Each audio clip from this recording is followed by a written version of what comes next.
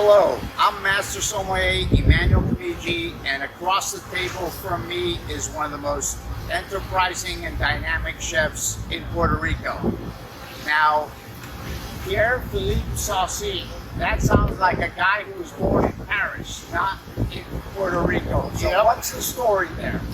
Well, my mother's French, half Puerto Rican.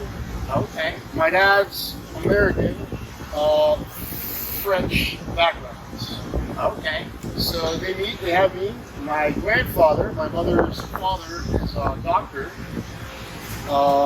She prefers to come back to Puerto Rico to have me. My father, my grandfather delivered me. Okay. And so that's how it happens. That's how it happened. Yep. Now, I know you went to the Culinary Institute of America in Hyde Park, New York. Went up there by mistake. I wasn't supposed to study. I got to it's really a little bit embarrassing story. You used to tell me. All right. So I go to University High School. So I graduate high school with a couple of years in college credits. I wanted to be fascinated with medicine. There's a lot of PhDs, all doctors in my family. So anyway, I graduate high school. I get this trip to France to visit a cousin of mine, Pierre. He's in a little town called Argelès-sur-Mer. He's a chef. He's got a restaurant and he lives upstairs. So stay with him. At night, there's this fun little town about a 5-10 minute drive where I can actually drink beer and I can gamble, but not like the bad gambling. It's Right. like little things, whatever. You make a little bit of money, you make some. But I can do it at my age. Nobody's asking me for IDs. So I end up spending my money on that. And I call my mom back home. And I'm like, Mom, I need a little bit more money. So I mean, back then you had to send stuff by mail. So she sends it. This little place I like a lot. I keep going and I end up spending my money again, and I call my mom, and she's like, this is a little BS. Talk to your cousin. I still have like 2 months to go. Just 3 months to go. Talk to him. Maybe he can give you a side job at the restaurant, And so that was my first taste.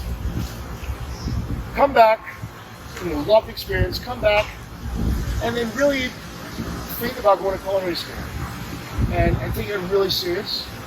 My first job was here at La Placita de San Dulce, at El Pescador. Okay. Antonio gave me a Station. little station, whatever. I got yelled at sometimes by him. And I eventually was like, this is what I want to do. So I went to CIA, and then the rest is. So after CIA, I know you worked in LA and New York with a bunch of very well-known restaurants. Some of the most famous chefs in the country, Jean-Georges, David Goulet, and even back in France with the legendary Roger Verger. That's right after I graduated. I was him. Roger Souverain, Schlossberg, 2 Michelin stars in Belgium. Right. Spent some time there. Yeah. So tell me, of all these guys, who do you consider your mentor in terms of the experience, the knowledge that he imparted on you? They all had something a little bit different to offer. Rocco Espirito, I worked in the Pacific. It was Rocco Espirito before he got famous for the TV show. Right. Like his flavors, he just put on the Western Mountains, some great foods. So he was doing a lot of Southeast Asian, French technique. That was a lot of fun. Jean-Georges was doing that as well. As far as what really shaped me, I think, is David Goulet. Okay. He always had great people work for him. His chef at the time was Cesar Ramirez, became my best friend. Cesar Ramirez is Brooklyn Fair chef. He's got 3 Michelin stars. Okay. No. He's one of the best chefs in the world. I haven't been there, but I've heard. It's bar none. I mean, so Cesar was working as the chef at Goulet, and we became really, really good friends there, and we've kept throughout the year. He's my best friend. But Goulet had such things like tomato water. We would puree tomatoes with salts, sugar, blah blah blah. This, strain it, and tomato water was our base for so many sauces. If you think about it, it's healthy. It's got acid. It's got sweetness. it's the perfect vehicle to round things out. So just that, he's very about like vegetable purees, herb purees, just very natural, very clean cooking. 3 things on a plate, no more. Nicest guy you work for. Nicest. One guy. They're all nice. You know, eventually they're all nice. Charles Masson from Master, maybe. Okay. Really nice guy. But he's got a really dark side to him as well. If you wake him up. Yeah. So in 2016, you decided to come back to Puerto Rico. Yep. Hey, I for one am really glad you did. But why did you decide to come back and do start a culinary journey in Puerto Rico? Hangouts. I'm getting older. I've worked for a good amount of people. I know what it's going to cost. I see just the rise of cost of living in big cities.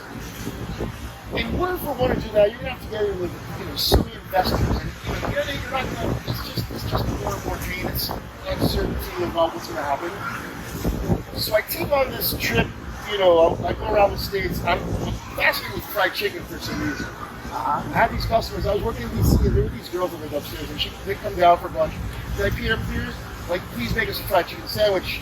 And I started playing around with it, took it serious, went on a tour, and, in my mind, I was like, this is what I want to do. I want to get out of, fine dining and do fast casual. And when I thought I had it pretty right, I moved back and opened my first shop. So I know you have Bloque 23 or Block 23 in English and Hen House, which by the way is the best fried chicken anywhere.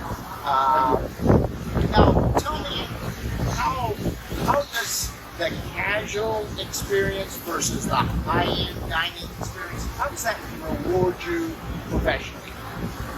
It comes down to the same. Having customers, you just feel happy. All it takes is just seeing someone come back the next day, or seeing them 3 times a week. Just with that enough, you're doing something right. You're being rewarded. In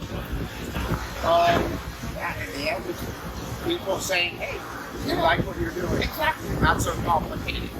Now, here we are in Marqueta with this amazing backdrop. How much more beautiful can things get? How much? You've opened a taqueria, La Sirena, here. Now, why tacos? And how are your tacos different from the hundreds of places that are now making tacos all over? I think I'm pretty happy. Eventually they reached out to me, the owners. It's John Olson and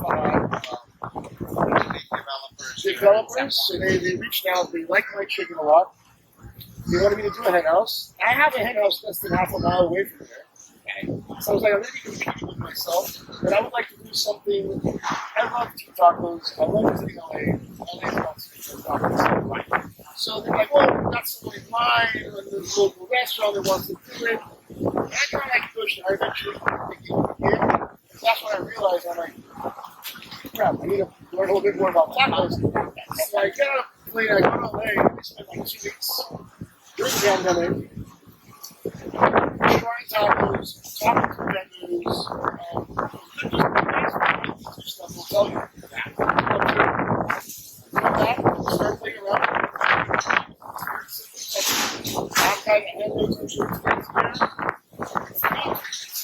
You'll try them soon. I'm gonna try to find this wine in the can and some alpha side. So let's try it. You tell me what you think. The application, that's a red blend. This is a rosé. We just pop it out of the can. We just pop it out of the can.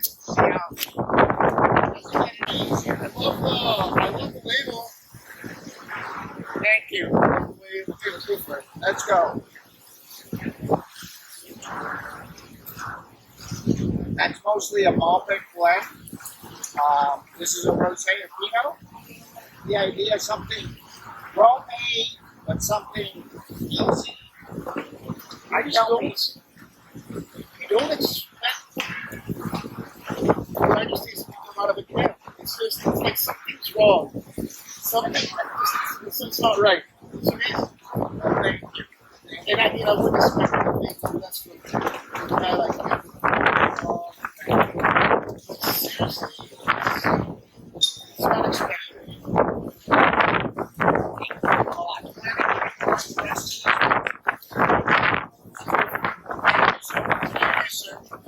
Salud.